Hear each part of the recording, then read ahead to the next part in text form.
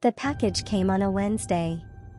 No return address, just my name scrawled in black ink across the front. At first, I thought it was another one of those anonymous fan mail stunts, the kind I used to get when I published articles on haunted places and urban legends. But this was different. Heavier. Older. Inside, wrapped in wax paper and bound with twine, was a yellowed envelope and a small, silver key. The letter inside was handwritten in a messy, rushed script. To Clara Walsh. _ if you're reading this, I'm already gone. Don't trust what they say about the house. I need you to see it for yourself. You're the only one who might understand.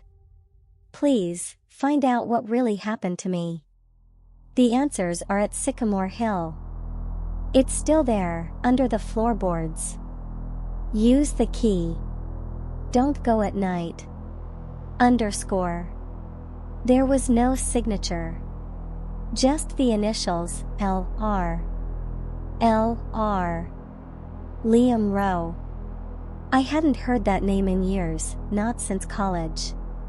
We'd lost touch after a few reckless summers chasing ghost stories across the Midwest, breaking into boarded-up hospitals and abandoned amusement parks, trying to document evidence for our blog. It had been a game back then. Urban legends. Adrenaline. Until Liam disappeared. They said it was a camping accident. That he'd wandered into the woods upstate and was never seen again. But I'd always felt there was more to it. Something unfinished. Something that didn't want to be found. I held the key in my hand. It was old and cold, with strange symbols scratched into the metal. I couldn't help but notice the faint smell of mildew and something else. Something faintly metallic. Blood, maybe. I told myself I'd throw it away. But by nightfall, I had already looked up the address scrawled on the back of the envelope. 23, Sycamore Hill Road. Millfield, Pennsylvania. The house was real. And something was calling me back. I arrived in Millfield 3 days later. A forgotten town swallowed by fog and poverty, the kind of place where the gas station attendants look at you like you're already dead. The house on Sycamore Hill sat at the end of a dirt road, hidden behind wild hedges and overgrown branches. It had once been beautiful, maybe. Now it looked like it was trying to disappear. The porch creaked under my boots as I stepped up to the door.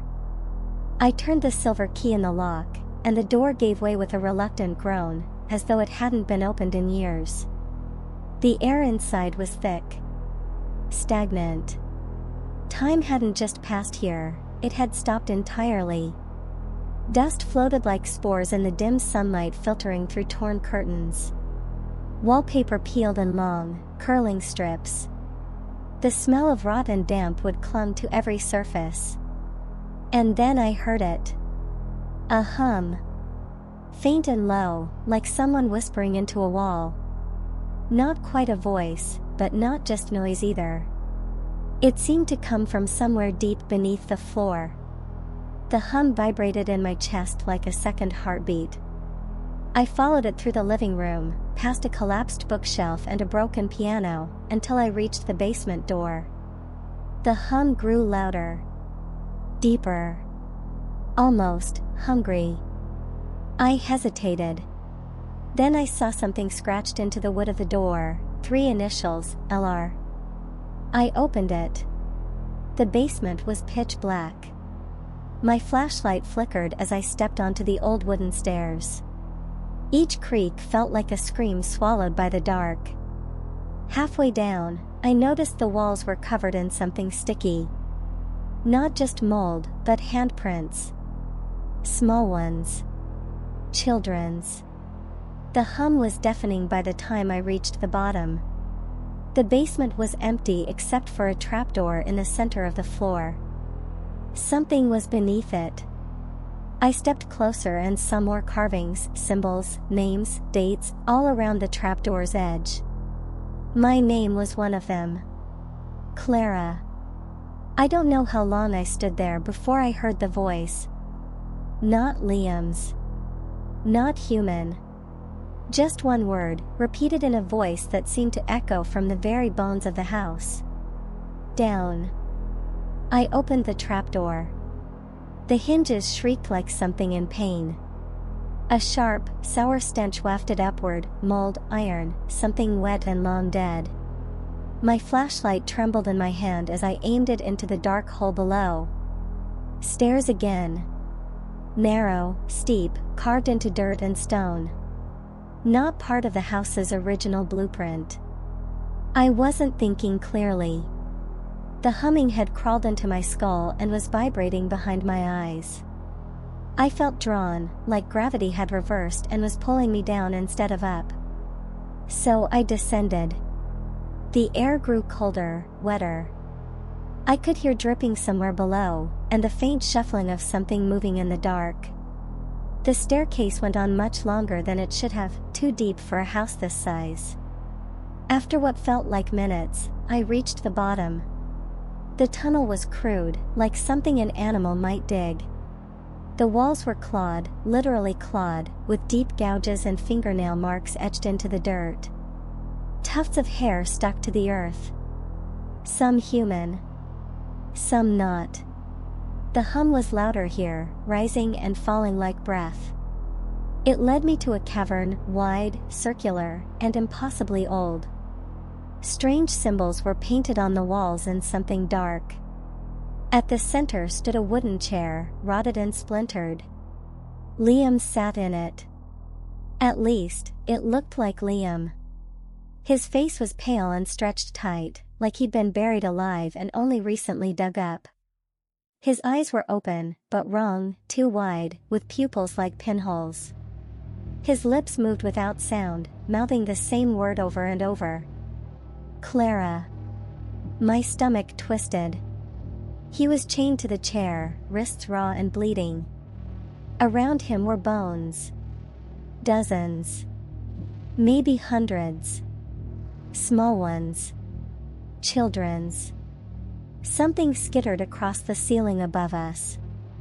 I shone the flashlight up. That was my first real mistake. The thing on the ceiling had no face. Just skin stretched over a hollow skull, its limbs too long, bent backward. Its body pulsed with the same humming that had led me here, like it was the source of it, the living center of the house's rot. It dropped silently behind Liam. He didn't react. Liam, I started, but he cut me off with a single glance. His voice came suddenly, too loud, as if forced through broken speakers. It feeds on belief. You shouldn't have come. You gave it what it needed. The thing pressed a hand to the back of his skull, and Liam screamed, a deep, ragged, animal scream that echoed off the walls like thunder. I stumbled back, but the tunnel behind me had changed. Collapsed. Gone. I was trapped. I ran. Not up, there was no up anymore. Just sideways, deeper into the earth, the hum now a roar inside my head. The tunnels forked and twisted, leading me through chambers filled with more bones, old toys, broken mirrors, dolls with melted faces. And always, always, the feeling of something behind me. Breathing. Laughing. Following. I don't remember how long I ran. Hours? Days? Eventually, I collapsed in a room where the walls were covered in photographs, old, black and white, curled at the edges. All of them were of children. Standing in front of the house. Sitting on the porch. Smiling with hollow eyes. In each photo, behind them, barely visible in the window, was the thing. The one from the ceiling. Watching. Always watching. And then I saw the last photo. Me. At 6 years old. Sitting in front of the Sycamore Hill house. I don't remember ever being here before. But in the photo, I was smiling. Something was crawling up the back of my neck, cold, sharp fingers brushing my skin. I turned and found a mirror leaning against the far wall. I hadn't noticed it before. In its reflection, I wasn't alone. The creature stood directly behind me, its arms wrapped around my shoulders, its head bent near my ear. I didn't feel it, but I saw it. It mouthed a word. "Stay." That's when the tunnel ceiling began to collapse. I don't remember the escape. I don't remember clawing my way through the dirt or breaking through the rotted floorboards of the house's basement. But I woke up outside, lying in the cold morning grass, the sun rising through dead trees.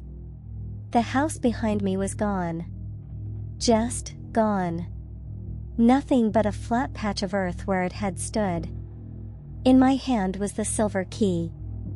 Still warm. Epilogue, short note format. I never told anyone. Not really. Who'd believe me? But sometimes, at night, I still hear the hum. Low and distant, like a memory you can't quite kill. And every time I pass a mirror, I don't look. Because I'm afraid I'll see it there. Smiling behind me. Waiting.